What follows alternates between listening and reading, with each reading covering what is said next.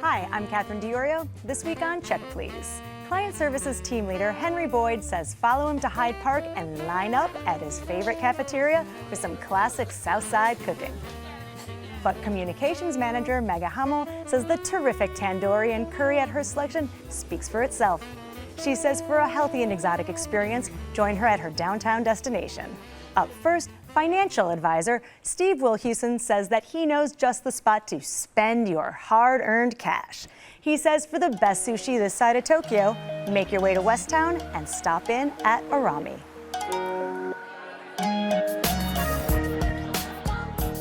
When we first opened this restaurant years ago, it was very much an homage to the Japanese side of our family, to really show what Japanese cuisine is about, and that it was more than just sushi. We have plenty of things that are coming off the land and off the sea. It's a total marriage of land and sea.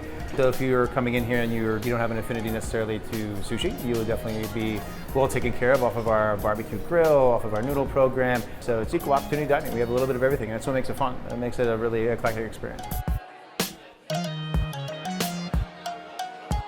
Not only is it a taste of different types of flavors of Japanese cuisine and different types of techniques, but we marry that with a beverage program.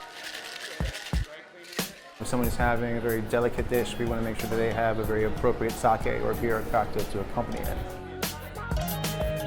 We're really proud that there's a lot of like-minded people out there that want that experience, and that is something that makes us feel very fortunate to do what we do, and to be able to work with the chefs that we work with here. It's just an amazing opportunity. We couldn't be happier.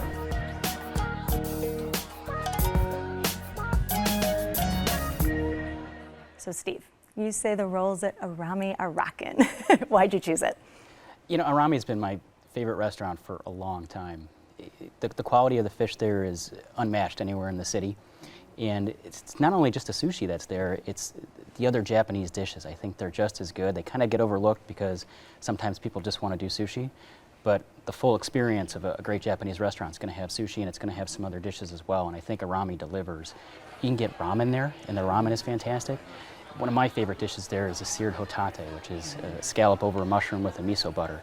And it's honestly one of the best things I've ever eaten. It really is fantastic. Tuna tartare bite. That's also one of the best things that you'll eat in a long time. It's just so smooth. The fish is very good, and it's paired with a couple other ingredients in there that just kind of melt in your mouth when you eat them. But it's more than just a sushi. Everything that they put out there is going to be high quality. I tried the tuna tartare and it was amazing. Yeah. Like beautiful presentation and Comes on those little spoons. Yes, yeah. like so like petite, so pretty, and topped with I believe Asian pear and caviar, and just you put it in your mouth and it just melts. So that was my favorite. I tried the zuki sake hatate, scallop and marinated salmon and like a taro chip on the top. And when I took the first bite, I was like, I could eat this every day. Did you all try the carpaccio? The Salmon? Salmon I carpaccio? did. The chili oil? Yes. Yeah, it was a special one. This chili oil that they have down in the bottom of this bowl is just so flavorful. Yeah, it's a great, Very like the spicy, too. heat and the chili oil matched with the fat and the salmon it's perfect. It really is the best match between heat and kind of subtlety in the fat that just makes it work. And that's a huge part of their point of view, is that they're very in line with traditional Japanese cuisine, not Americanized Godzilla rolls, cream cheese everywhere. I don't think there's cream cheese on there, any of their stuff. Yeah. And if they do have a spicy mayo, it's refined. If there's anything tempura, it's just to add a little bit of crunch. It's not dominating the flavor profile, which you get at a lot of kind of Americanized sushi places. I tried the spicy taco spring roll, which is like any other spring roll, you know, wrapped in a rice paper, but it has spicy octopus and a lot of like fresh greens and fresh chilies, and it was just amazing. And you can see they put a lot into the presentation, not just of that, but all their dishes. They were very detail oriented there. Did you guys take pictures? I did. I did. It was I so see beautiful. that all the time when I go to Arami. Yeah. There's always people that are doing their camera above it, because it literally does look like art. Our server was a young Asian gentleman. He had glasses. I really wish I could remember his name because I want to like give him a shout out or something. He was just so knowledgeable about everything that was on the menu, because a lot of the menu is not necessarily in English, so you have to ask him like, okay, what is all of this? You know, and he was able to explain all that to us. And then he also, I'm not sure if we're going to dessert yet, but he also told us that they have desserts that are not on the menu. That ice cream sandwich. The best thing in the So world. good. I just so confirmed, good. I just confirmed with Ty that it's going to be on there permanently now. Oh, perfect. The thing was so good. One thing I noticed about Arami was like, you know, when you go to a sushi place, like you don't want the decor to be too overwhelming. You don't want to take away from eating this wonderful plate of sushi, and the decor was so calming, so zen. When I walked in, I had a long day at work, but I was like, oh, this is where I needed to be. They did do a really good job with that space. It's like kind of skinny. They've got the kind of almost a patio in the back, then they've got some more typical seating toward the middle. Then they've got that really nice sushi bar that you can sit at. I love sitting at the sushi bar. So it's longer on one side the and then two-person shorter. The seater? two-person, Yeah. best place to take a date. I could see myself sitting down there with the date and just looking so cool. Yeah, I've done that. Yeah. That's the omasaki table. So if you want to Good get if you want to get the chef tasting or whatever, that's where they sit you. So we know you all love the fish, it sounds like. Let's talk drinks. I know you had some of the beer. I did. I tried several of the Hitachino. I'm not sure if that's exactly how you pronounce it, but I guess that's a Japanese It's Japanese brewery. beer, yeah. I tried their strawberry sake. I don't know much about sake. You know, I don't know what constitutes a good sake from a bad sake, but it was very refreshing. I feel like sake's day is going to come at some point. Sake kind of has a similar profile to whiskey. It's basically just rice wine. Yeah. But, you know, I think everybody's first experience with it is dropping it in a beer and slamming it in college. You know, and it's so much more than that. When you actually Sake like, bombs. but when you get to actually drink good sake and you sip on it, you can appreciate the flavor, it turns it into a whole another world of booze. Well, Steve, you chose Arami. Sum it up for us. Quite frankly, the best sushi or Japanese restaurant in the city. You're not going to beat it. Great. Henry? Wonderful experience. Great place to take a date if you want to seem really cool. And Mega? Unassumingly beautiful, a total great escape. You can sample the sushi for yourself at Arami, 1829 West Chicago Avenue, 312-243-1535. Open for dinner Tuesday through Sunday. Reservations are accepted, and the average tab per person without drinks is $50.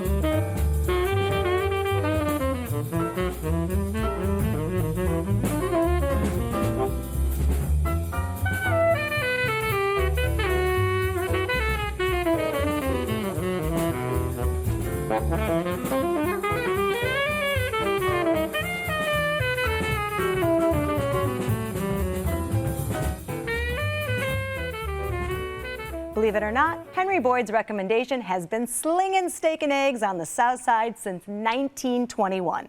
He says for a classic cafeteria meal and much more, join him and the Hyde Park community at Valois. Everyone calls it Valois. I believe the French proper way to say it is Valois, but I've probably heard one out of 100,000 people say it that way. Straight off the bat, I think it's a welcoming feeling. Come down to the line here, as you can see, and there's a menu right in front of you, and then there's a line, kind of like a high school cafeteria line. And you order with the first guy there. Milk tea sandwich on wheat toast. We have anything from New York steak and eggs. We've got different types of omelets, full breakfast, which consists of eggs, it's turkey sausage or bacon. We have ham off the bone. We got hash browns and toast. We got pancakes, French toast. It just goes straight across the board. Oh man, we've got just a wide array of people coming in. We have people from students from the University of Chicago up to, as you know, the President of the United States and anything in between. I think that's what makes it pretty special. Best food in Chicago, baby. It's a sense of home, it's a sense of family, and if it ain't broke, don't try to fix it, they say. So it's fun. So Henry, you've been going to Valois since you were a kid. Why'd you choose that? Because I've been going since I was a child. Lots of memories tied to Valois. It's definitely got like a dear place in my heart.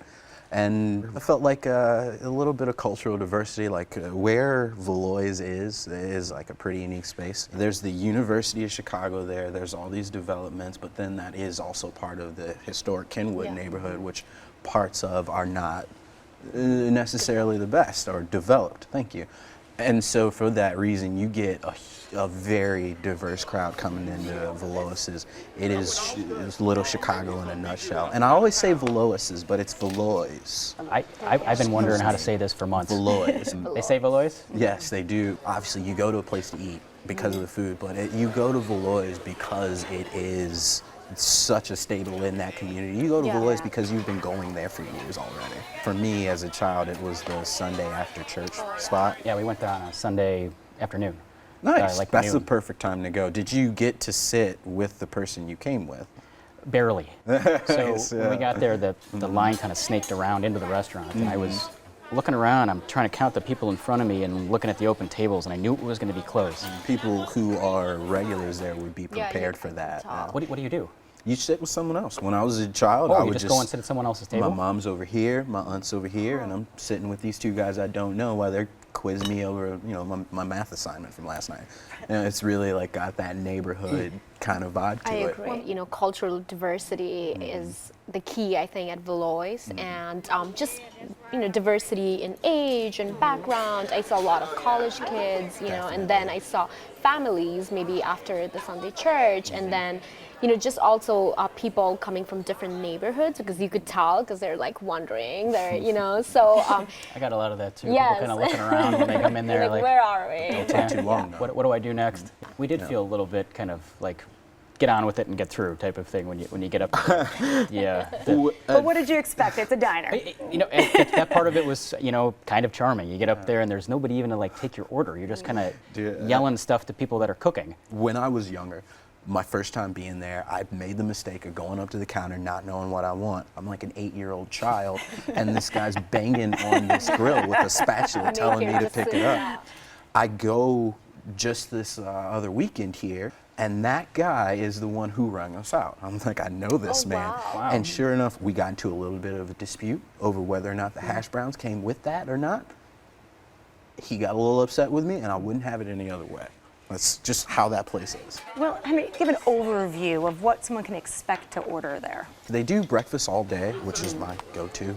It's a short stack of pancakes. But really, it's going to be typical American cuisine. Typical American fare. You'll have like some fish, some turkey sandwiches, maybe some tuna salad, or you can get a skillet with eggs and potatoes.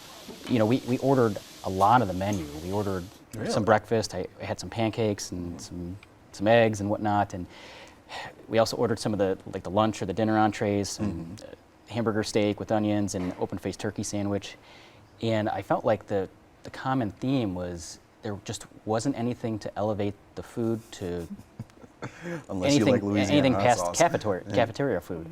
There was no seasoning, there was nothing kind of added to accentuate the flavor. I mean, there's a line that snakes around. It's like there's got to be a reason this place is popular. It's President Obama's favorite place. I got the Obama special, I will have to agree with you, Steve. I tried the everything omelet, and the salt was missing in my omelet. And to me, I cook, so salt makes or breaks the dish. The food is good, but it is not. We're not talking about some gourmet brunch that you're going to have with your girlfriends.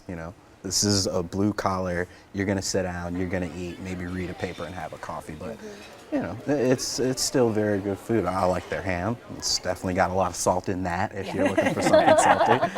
Henry, to your point, I think it is refreshing to have that old place, where it used to be, and not much has changed when everything around it, has changed. Oh, my it's just this juxtaposition of old meets new. So I think it's a beautiful experience, even though the food was so-so. That whole neighborhood, like she was saying, is just booming right now. It's like the Lakeview of the South Side. I can see it like that. And to your point, to my point, it is nice to have that piece of my childhood still there. Absolutely. Well, Henry, you chose Valois. Sum it up for us. Depending on what time of day you go, you may see any color or person in there. If you go there, just understand, know what you want ahead of time, and don't look to be overly impressed, I guess. And Mega? I would say a beautiful mecca of cultural diversity. Great. Steve? I would describe it as a cafeteria-style restaurant with cafeteria-style food. You can decide for yourself at Valois, 1518 East 53rd Street, 773-667-0647. Open for breakfast, lunch, and dinner every day. Reservations are not accepted. The restaurant is cash only, and the average tab per person is $10.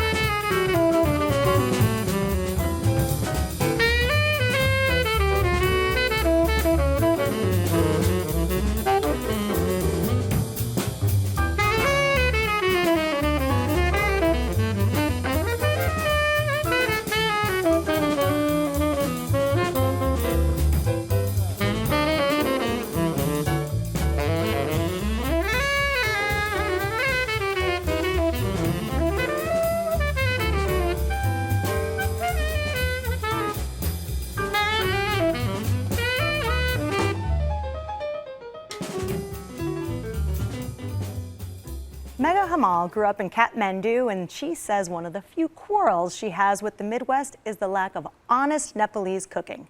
Except, of course, at Chicago Curry House in the South Loop.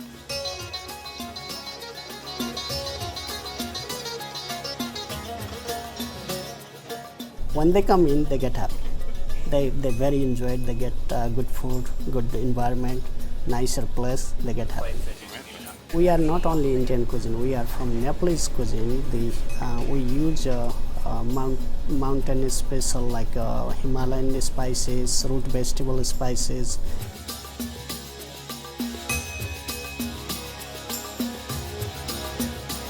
If you are a new person and coming to Chicago Curry House, definitely try momos, Nepalese food like chicken wings, chicken choila, lamb choila, kukhra kumashu, very nice home cooking style dishes.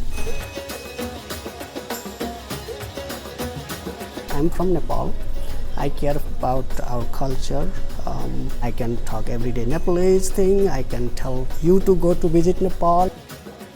I know the people know me, and then when they're done, awesome. You know, that's what the word I hear from people. All type of people, they love our cuisine. So Megha, you say this restaurant is close to your heart. Tell us why you chose it. Sure. So I'm from Nepal, and growing up in a household where my mother used to cook a lot in the kitchen, and just Curry House reminds me of that. So Nepali dish, it's a mixture of Chinese and Indian and a little bit of Tibetan influence, because Nepal is very close to China, India, and Tibet.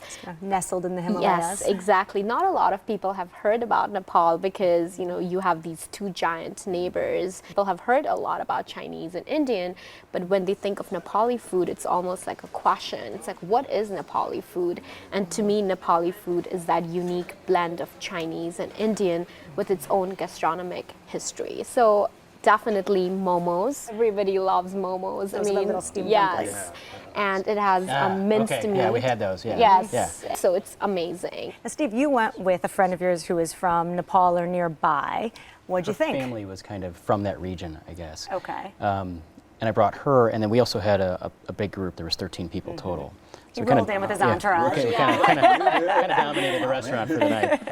But we all had a fantastic time. I let my friend that was more knowledgeable about the menu, she and I took the waiter aside and just ordered for the table, that type of thing. And without her, I would have been completely remiss about what I could have ordered. I mean, reading the different entrees that are there, it's like a... Yeah, it's very difficult. It's like reading a journal of a wizard with all his potions. Yeah. It's just kind of intimidating, and there's 5 pages. There's so much stuff there. But so she got us this chickpea appetizer that had some heat to it, some other vegetables, which was my absolute favorite. I wish I knew what the name Okay. was. Was it the the veggie samosa, platter? The samosas, maybe. Samosas. I think yes. it was samosas. Those Yes. are my favorite. I Yeah, enjoy they the were, samosas. you know, they were the perfect match of heat. Yes. I don't think I've ever had heat as well done as when I was at that restaurant. Right. To me, that was like the perfect blend of adding to the food without taking away from it. I want to try more of the cuisine after going there. To me, it's piqued my interest, and I want to do it again. My going in with the expectations of an Indian restaurant, because I didn't understand that there was the Nepali aspect of it, and so I was looking for like a lot of spices, a lot of heavier creams with these dishes. Though the spinach and lamb one was to die for. So spinach is sag. Sag, lamb sag, that was Yes, it. So yes. good. I was there with a group of 4. We all tried separate dishes plus appetizers, samosas. Your explanation of Nepal and where exactly it is actually explains a lot for me, because, and forgive me this, nobody think me ignorant at the table, but the whole time I was eating the momos, I was craving soy sauce. Really? Yeah, I was just like, there should be some soy sauce with Almost these like little a dumplings. gyoza Yeah. or a shumai. The dumpling itself the is similar flour to dough, a right. gyoza. Yeah. I mean, Nepal is small. It's only about the size of Illinois, but it has 100 distinct ethnicities within this. This Sounds like country. Chicago. Yeah, it sounds like Chicago, It yeah. is. So you see all these influences all over the place. Well, let's talk about the atmosphere. What'd you think? Like, you went with a huge group. We had a blast. You know, it was fun. The restaurant was probably half crowded. We kind of dominated. When you bring in 14 people, you're going to be that It's table. totally okay in Nepali culture to do that. You know, you go dominate the place. That's how we do I it. loved to dine like that. I felt like the decor was nice. It felt really appropriate. Table settings were all nice. Everything was, the wait staff was helpful in a fashion that I was with somebody that knew what they were doing, but he was also kind of aiding in the ordering to make sure that the meal kind of progressed properly. I would love to return. I actually went to school in that area myself. I went to Columbia College, Chicago. I see that South Loop area as being like a little bit more bustling. Yeah. You know, a little bit more young, fresh out of college kind of area, but it's kind of nestled off in like a little housing complex You could almost miss it if you didn't see that sign kind Yeah. of Yeah. thing. Hey, it's right My here. Uber went by it. Yeah. Again, I went in with all these expectations. I thought I was going to an Indian restaurant down by where I used to go to school. So I was, Right. I was expecting a lot of spices to get kind of rowdy, but you go away, it's like, Pull up the kingfisher. Yeah. right. Give me one of those kingfishers. I'm gonna drink a bunch of them. Yeah. You Stuff know goes what down I like mean? water, by the way. Yeah. That was good. Probably Yeah. had like a few of those. Yeah, I think we really had a good Nepali experience, because in Nepali culture, you know, when we invite people, we feed them so much. You know, we become loud, and then you drink a lot, and then when you leave with a little buzz and you had a good time, that means you had a great time. So Mega, you chose Chicago Curry House. Sum it up for us. I would say authentic, beautiful, and a piece of home for me. Great. And Henry? I would say definitely authentic. It's fun. It's fun. Great. And Steve? I thought it was a great introduction to Nepalese food. Did I say that right? Yes, Nepalese yes. food. And I would go back again in a heartbeat. For momos and more, visit Chicago Curry House, 899 South Plymouth Court, 312-362-9999. Open for lunch and dinner every day, reservations are accepted, and the average tab per person without drinks is $15. So on this week's show, we featured Arami in Westtown, Valois in Hyde Park, and Chicago Curry House in the South Loop. Let's recap what our guests had to say. First, we made our way to Chicago Avenue and ate at Arami. Steve recommends it and says it's the best Japanese restaurant in town. Henry raved about his superb server and thought it'd be an excellent date spot. Mega appreciated the Zen environment and the beautiful sushi presentations. Next, we strolled down 53rd Street and visited Valois. Henry recommends it because it's a no-frills, no-fuss place that's a piece of his childhood. Mega thought it was a beautiful mecca of cultural diversity with okay food. Steve said even though the place was packed, the food left much to be desired.